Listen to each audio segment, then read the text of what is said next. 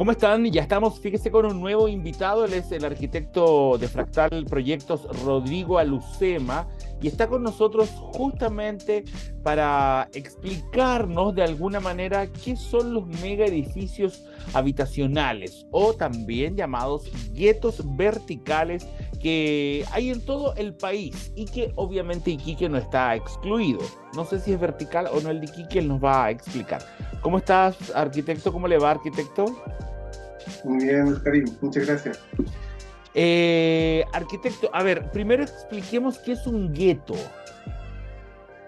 Ya, verá. Los guetos es un concepto que se acuñó en el año, por ahí, por el siglo XV, Ya. y esto ocurrió en Italia, porque ocurrió una persecución de judíos y se instalaron en varias ciudades de Europa, Ya. y en Italia, para mantenerlos seguros, los pusieron en una isla y se conocía como Borghetto en un principio y luego se contrajo y quedó en gueto. Ujú. Entonces tiene una connotación negativa porque habla de segregación. Ya. Todo grupo que es excluido se le atribuye como gueto. Entonces generalmente ocupan zonas urbanas y se concentra este grupo de personas y a ese grupo de personas se le llama gueto, pero en realidad es un fenómeno, para nosotros es un fenómeno urbano. No tiene que ver con nacionalidad, sino que tiene que ver con un conjunto de cosas que se empiezan a generar para que eso suceda de cierta forma. Perfecto. Ahora, cuando hablamos de los guetos verticales en Chile, ¿exactamente a qué nos estamos refiriendo? Claro, eso es un término compuesto, porque te está hablando de lo que es una verticalidad que no contiene la primera palabra, digamos, como gueto. Gueto Ya. vertical, esa composición la hizo eh, Claudio Rego, que era en ese tiempo intendente de Santiago, y en una conversación por Twitter, que también se sumó un arquitecto conocido, hizo referencia a los guetos urbanos por primera vez y ahí se acuñó la frase de gueto urbano, gueto vertical, perdón, para los edificios que tenían, que estas megas construcciones que se estaban haciendo en la estación central, que partió con un edificio, pero luego se construyeron 100. Perfecto. Esto cuando primero hablemos de lo que es en Santiago. Cuando es en Santiago, estamos hablando de esto que es el sector un poco de estación central, ¿verdad? Donde hay mucho edificio muy, muy, muy alto, con mucho departamento y muchísima gente en el sector. Así es, ¿Sí? así es. Esos edificios que están ubicados en un cuadrante de 6 kilómetros por cuadrado, que si tú lo llevas son 2 kilómetros y medio por 2 kilómetros y medio, Ya. es, en esos kilómetros está ubicado la mayor concentración del país en cuanto a torres con mayores edificios, con más de 1000 unidades por edificio. Perfecto. ¿Y por qué estaría mal eso? Mira, no, el problema no es tanto, yo podría hacer una concentración como esa, pero lo más importante acá es que no está planificado. El edificio no tiene una coherencia con las redes que lo contienen, es decir, eléctricas, urbanas, alcantarillado. eh, el barrio también era un barrio de casas de un piso son torres inmensas, cerca de 40 pisos, entonces esa es la sombra que genera, la cantidad de vehículos que se van la cantidad de gente que va a la misma hora al trabajo, satura el sistema de transporte, o sea, genera un trastorno O al no sea, tener lo que es necesario. en el fondo, Rodrigo, no es que el edificio esté mal, sino que es No, el entorno que no está preparado para esa cantidad de gente. claro, entonces tú cuando presentas un proyecto hay una evaluación y una evaluación urbana. No es solamente un objeto puesto que a mí me aprueban el edificio y punto.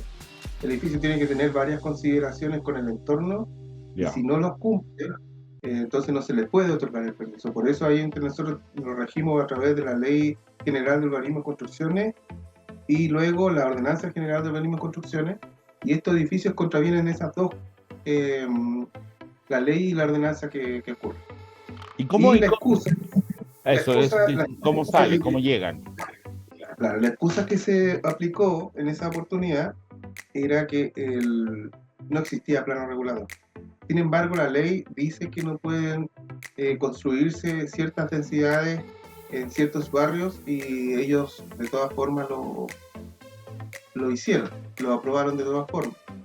Incluso el intendente Orrego, que fue el que estaba criticando los guetos urbanos, él aprobó unos días antes el informe de impacto ambiental.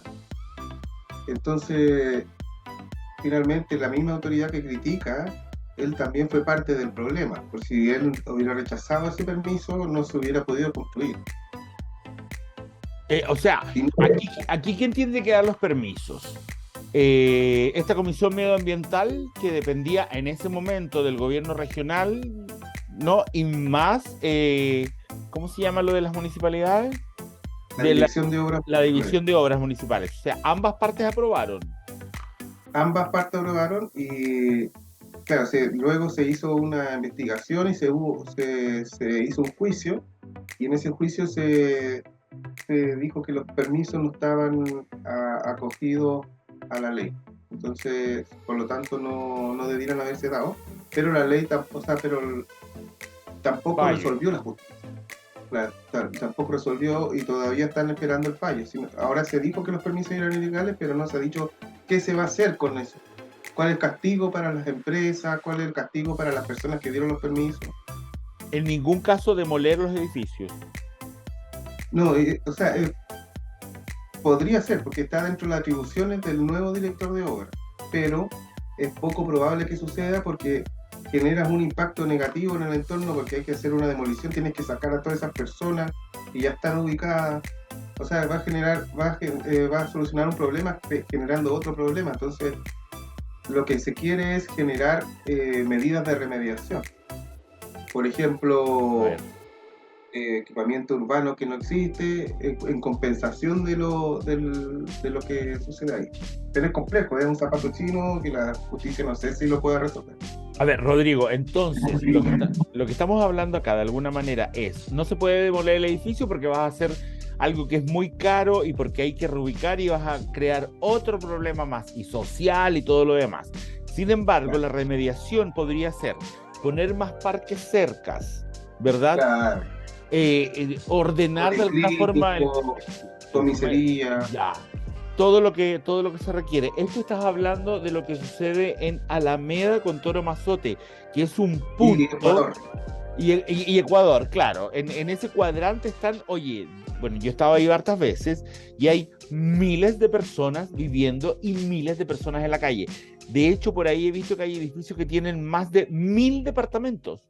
1000. Sí, hay 100 edificios y es como te comenté hace un rato, es la más alta densidad del país.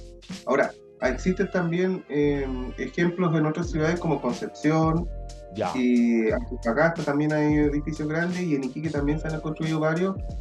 El tema es que ahí, al ser uno, no es tanto el problema. El problema es que acá sí se entregaron 95 permisos de una sola vez y otros 5 posteriormente, después de estallado incluso la polémica. Rodrigo, y en Iquique, centrémonos un poco en lo que es Iquique exactamente. Un gueto vertical es una cosa, y como tú me decías, puede que en Iquique también esté el problema, pero hay 1, 2 en una zona que que no tienen el equipamiento y el entorno correcto. Pero en Iquique hay también guetos, aunque no sean verticales. Claro, o sea, como te comenté, no es la palabra correcta decirle gueto, sino que se está hablando de situación de vulnerabilidad, barrios que no tienen la misma red de equipamiento que tienen los mejores barrios de otras ciudades. Entonces, ahí a eso se les denomina gueto por un tema de accesibilidad, por calidad del espacio público, poca inversión del Ministerio de Vivienda y Urbanismo en esos barrios. ¿Cuál sería un barrio así en Iquique? Es que no me gustaría categorizar como de gueto un barrio, entonces preferiría no hablar de eso, pero yo creo que la gente conoce cuáles son los barrios más complicados en Iquique, y eso es lo que finalmente hay que poner atención y llamar a las autoridades que se preocupen de mejorar eso. ¿Hay alguna situación que demuestre cuando una persona está más cerca de un parque, de una plaza, donde pueda caminar, donde pueda tomar un poco de aire fresco, de sol si quiere, qué sé yo, va mejorando de alguna forma la calidad de vida, ¿no? Que tenga cerca Claro, un CESFAM, que tenga cerca donde tomar una micro, un colectivo. exacto. Claro, a partir de todas estas problemáticas urbanas se han generado hipótesis y luego se han aplicado y se habla de la ciudad de los 15 minutos, donde uno puede estar en cualquier lugar que yo necesite como de Ya. equipamiento de la ciudad, dentro de los 15 minutos caminando. Ah, mira. Claro, entonces se supone que la ciudad puede generar varios núcleos urbanos Ya. y caminar. Es como una tendencia ahora en el urbanismo y se está hablando mucho en las redes sociales sobre la ciudad de los 15 minutos. Entonces, ese es el ideal, digamos, de que una persona sin ocupar auto, porque el auto contamina, ¿cierto? Y el Puede tema llegar a un ecológico, parque, puede llegar a la huella, a un servicio médico. claro. Entonces yo podría tener una atención primaria cercana, una comisaría, un banco, así, Claro, etcétera, etcétera. Comercio, alguna feria, etcétera, etcétera. Todo lo que yo perfecto. necesito como para poder resolver mi situación y de quedar siempre céntrico sin tener que generar estos desplazamientos muy grandes dentro de la ciudad. Porque cada desplazamiento, si yo lo multiplico por miles, es una huella de carbono gigante, una contaminación gigante. Entonces, la ciudad de 15 minutos está hecha para reducir los niveles de contaminación en el fondo del mundo. Que tu ¿Y, trabajo quede cerca. y vamos avanzando hacia eso? Bueno, eso, lo que te estoy planteando yo es una teoría, digamos, pero acá en Chile no se ha aplicado, pero podría ser. Así como hay otras teorías de otra forma, digamos, la que es como la más contemporánea, la que te estoy explicando. Perfecto. Esto también dificulta lo que es el sistema de transporte. Hay ciertos momentos en estos lugares en que te es imposible subirte a un medio de transporte, ya sea el metro, ya sea la micro. Es más, Rodrigo, tú no te puedes fácilmente subir al ascensor porque hay una fila de gente esperando, hay un montón de personas. Y, oye, y el edificio que yo conozco tiene 5 ascensores.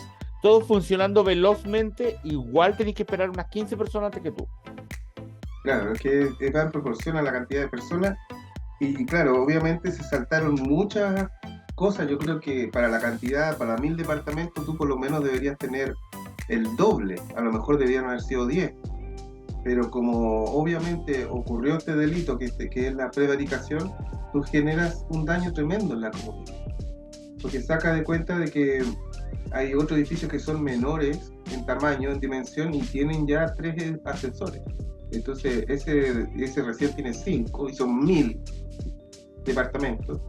Sí. O sea, si tú multiplicas la cantidad de departamentos por 2 personas, tienes 2000 personas viviendo ahí. Y multiplica la cantidad de edificios en el barrio, que son 100 edificios que tienen esa condición.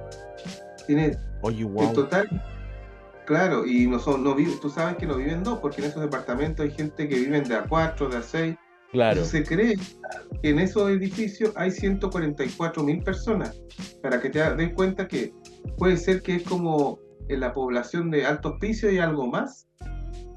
Pero cuando también estamos hablando no solamente de la cantidad y de los medios de transporte, sino cuando estamos hablando de la calidad de vida de la gente, ese es el punto que interesa, ¿verdad? Claro, claro, porque tú sacas de cuenta que en esas dos comunas tienes X cantidad de consultorios, tiene las municipalidades que entregan ayuda, tiene los parques, tienes avenidas.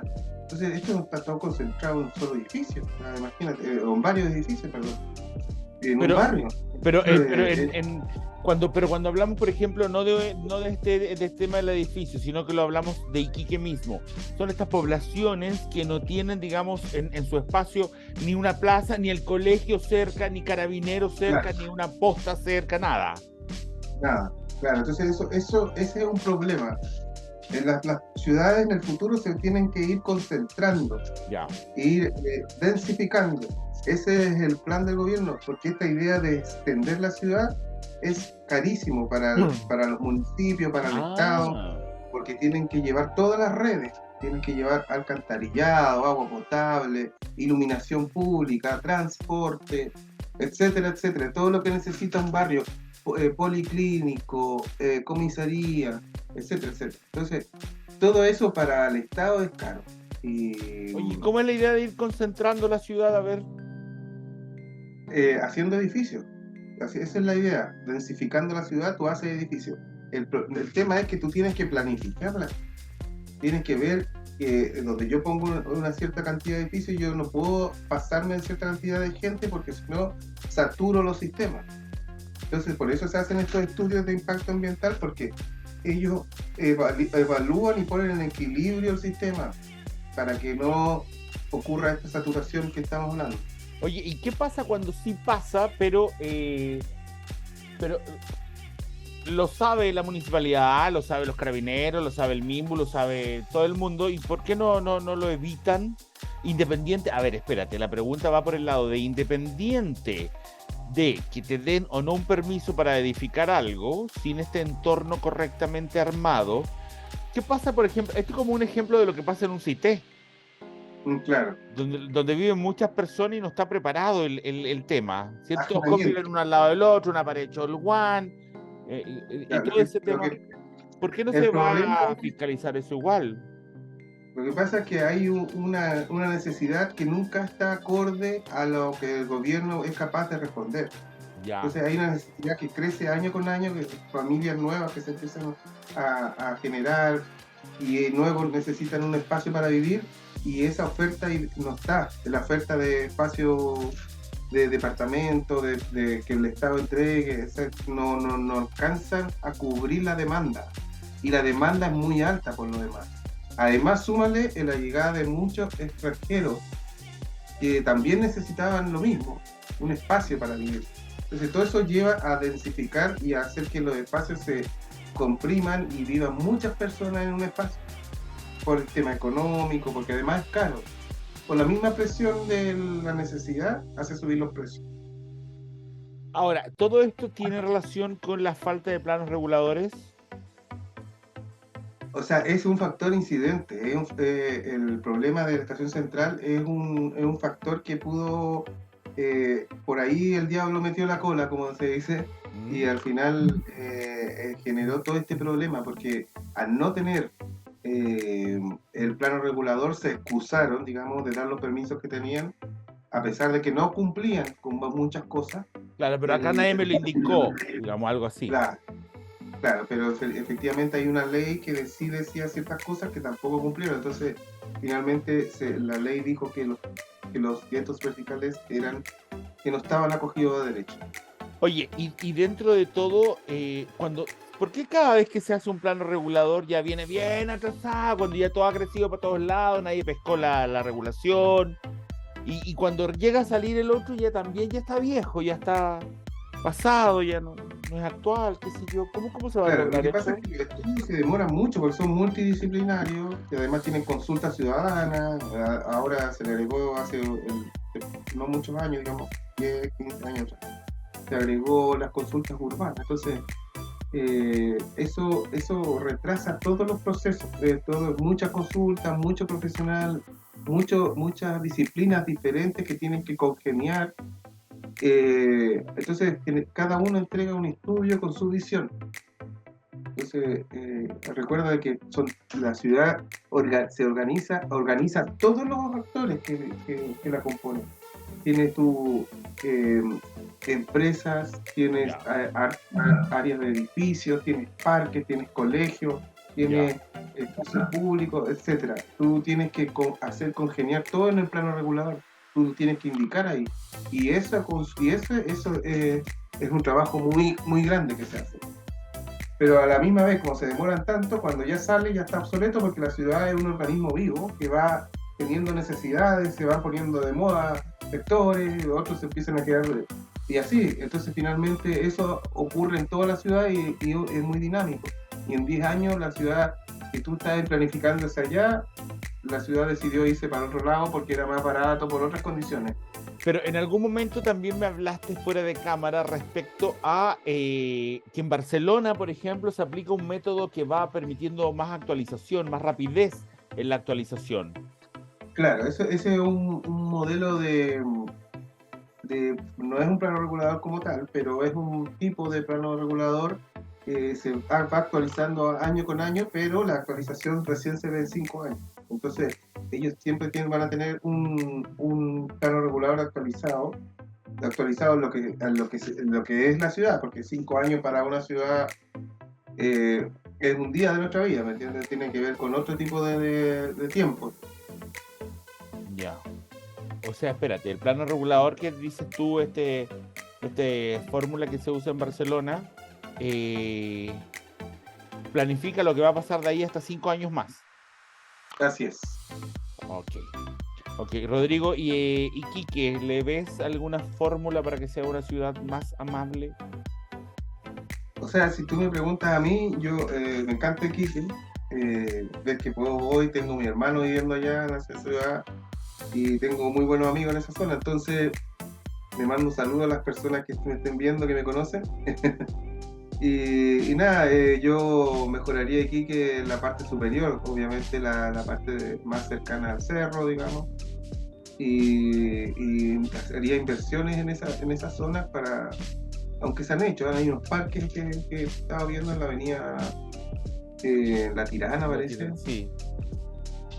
y veo que hay, pero sí, siempre uno quiere más y a lo mejor uno podría ponerle presión ahí para que la ciudad sea hermosa completa. Ok, Rodrigo, gracias por haber estado con nosotros y gracias por esta entrevista.